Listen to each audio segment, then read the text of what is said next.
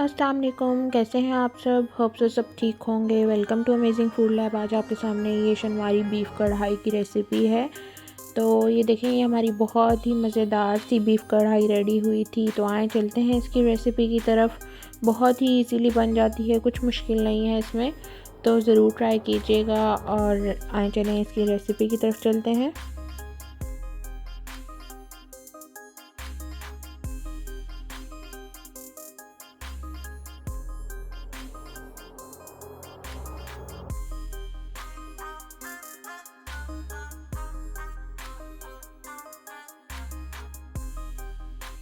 सबसे पहले हम इसमें प्याज ऐड करेंगे। दो छोटी मीडियम साइज़ की प्याज हमने ऐड करनी है। तो ये इसलिए ऐड करेंगे क्योंकि ताकि इसका भी टेस्ट हमारा जो है वो बीफ में आ जाए। तो ये हमने उसके बाद बीफ ऐड कर लिया है। अच्छे से वॉश करके हमने ये 1 kg हमने बीफ लिया था वो ऐड कर दिया है। बीफ ऐड करने के बाद हम इसमें 1 टीस्पून सॉल्ट ऐड करेंगे, नमक ऐड करेंगे 1 चम्मच। उसके बाद 1 टीस्पून ही हमने ये दड़ा मिर्च ऐड करनी है, चिली फ्लेक्स जिसको हम कहते हैं, ये हम इसमें ऐड करेंगे। इसमें हमने थोड़ा सा अदरक लहसुन का पेस्ट भी ऐड किया है। इसमें अब हम साबित गरम मसाला ऐड करेंगे। साबित गरम मसाले में जो है वो हमने दालचीनी ऐड करनी है, इलायची ऐड करनी है और एक जो है वो उसके बाद ज़ीरा थोड़ा सा ऐड करना है। ज़ीरा ऐड करने के बाद हम इसमें 1/2 टीस्पून जो है वो लाल मिर्च ऐड करेंगे। लाल मिर्च ऐड करने के बाद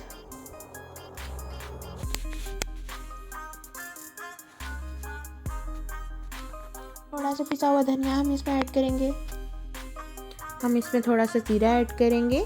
ज़ीरा ऐड करने के बाद अब हम इसमें पानी डाल के तो इसको जो है वो रख देंगे 25 मिनट्स के लिए। हमने इसमें इतना पानी डालना है जो इसमें हमारा बीफ जो है अच्छे से डिप हो जाए।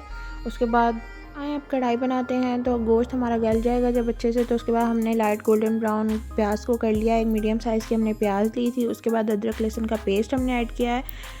उसके बाद जो गोश्त हमारा गल चुका था वो हमने निकाल के तो हमने अपनी कढ़ाई में डाल दिया है। अब हमने इसको अच्छे से इसकी भुनाई कर लेनी है। अदरक लहसुन के पेस्ट को भी हमने जो है वो लाइट गोल्डन ब्राउन कर लिया था। उसके बाद हमने ये गोश्त डाल के तो इसकी अच्छे से भुनाई कर लेनी है। प्याज हमने इसलिए ऐड की थी, सिर्फ ग्रेवी जो है वो हमारी थोड़ी सी ज़्यादा हो इसलिए हमने इसमें प्याज ऐड की थी। प्याज ऐड करने के बाद अदरक लहसुन के पेस्ट को ऐड करने के बाद हमने ये अपना जो गोश्त था, जो हमारा बीफ जो है वो गल चुका है, अच्छे से गोश्त हमारा गल चुका है। अब हमने इसको इसमें डाल के फ्राई कर लेना है, अच्छे से इसकी भुनाई कर लेनी है अच्छे से।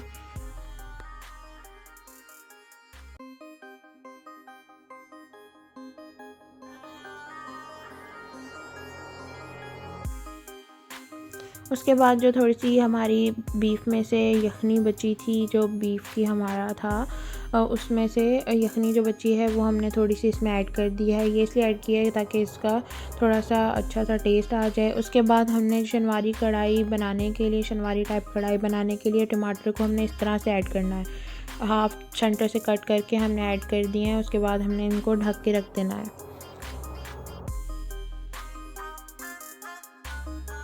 ये देखें 10 to 15 मिनट्स बाद इसका छिलका जब इस तरह से हो जाएगा तो हमने इसका छिलका इस तरह से उतार लेना है। टमाटर का छिलका उतारने के बाद हमने जो है वो अच्छे से इसको पका लेना है। इसका पानी खुश्क होने देना है और इसको अच्छे से पका लेना है।